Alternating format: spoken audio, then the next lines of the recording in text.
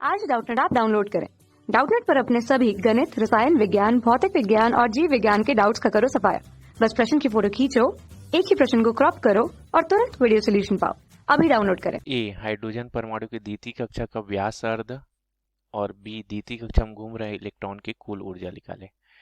देखिए दोस्तों, यहाँ पर हमको बात क्या हो रही है कि हाइड्रोजन जो परमाणु होता है ना, उसकी द्वितीय कक्षा मतलब n बराबर 2 में व्यास अर्ध का मतलब होता है दोस्तों त्रिज्या, व्यास का आधा।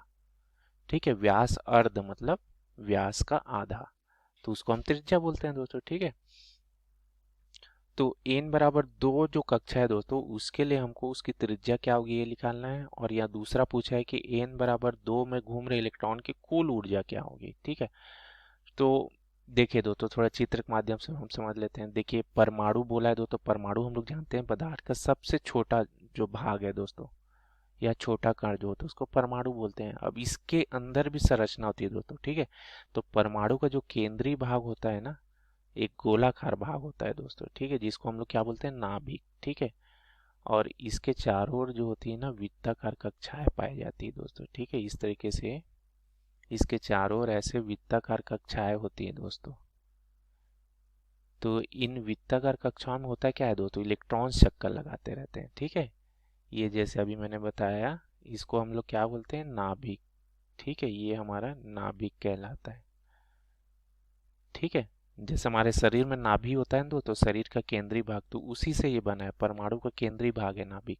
इसमें दो प्रकार कण होते हैं, एक धनात्मक कण जिसको प्रोटॉन बोलते हैं, एक अनावेशित कण जिसको न्यूट्रॉन बोलते हैं। ठीक है, अब ये देखिए, इसी वृत्ताकार भाग में ना इसके बाहर इलेक्ट्रॉन्स चक्कर लगाते रहते हैं। ठीक है, ये जैसे इलेक्ट्रॉन्स है, इसकी हर एक कक्षा में जो होती है ना अलग अलग संख्या होती है दोस्तों। ठीक है, किसी में 2, किसी में 5, किसी में 6। तो ये जो इलेक्ट्रॉन्स है दोस्तों, देखिए ये नाभिक के चारों ओर ऐसे चक्कर लगाते रहते हैं। ठीक है दोस्तों, और ये जितने इलेक्ट्रॉन होते हैं दोस्तों, उतने ही प्रोटॉन भी होते हैं।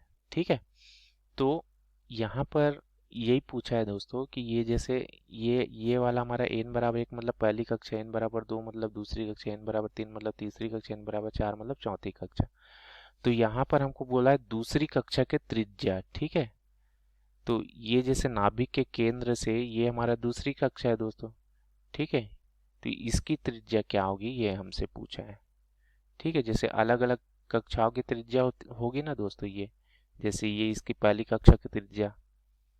ठीक है, इसको मान लेते हैं कि R1, ये वाला R2 मान लेते हैं दूसरी कक्षा की त्रिज्या।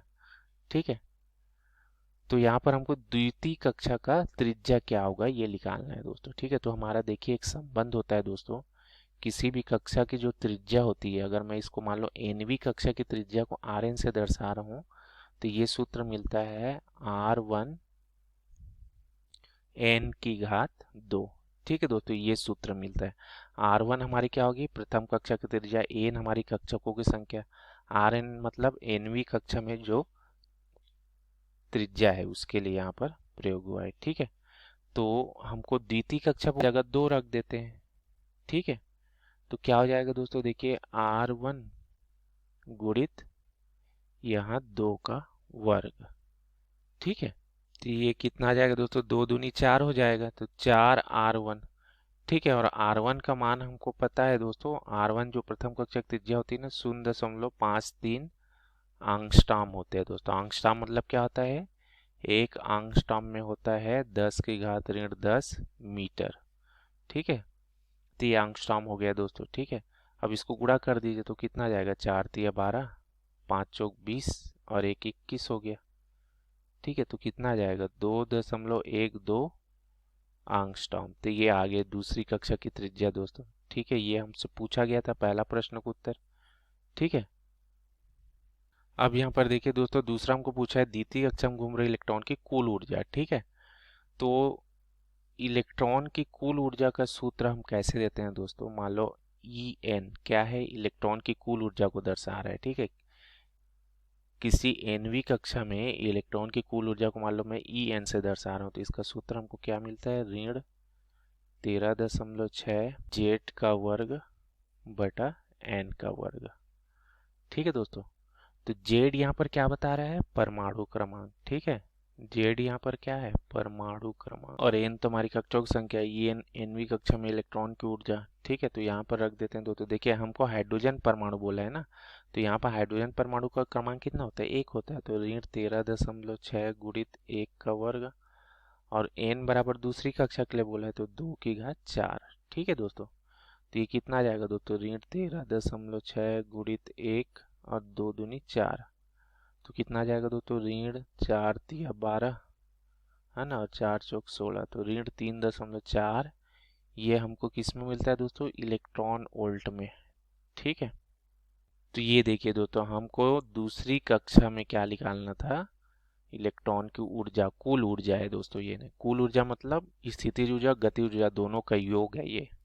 ठीक है दोस्तों, तो यही पूछा गया था दोस्तों। Thank you. कक्षा 6वीं से 12वीं से लेकर नीट, IIT, JEE वो एडवांस के लेवल तक 1 करोड़ से ज्यादा छात्रों का भरोसा। आज ही डाउनलोड करें डाउटनेट ऐप या व्हाट्सएप करें अपने सारे डाउट्स 8400 400 400 पर।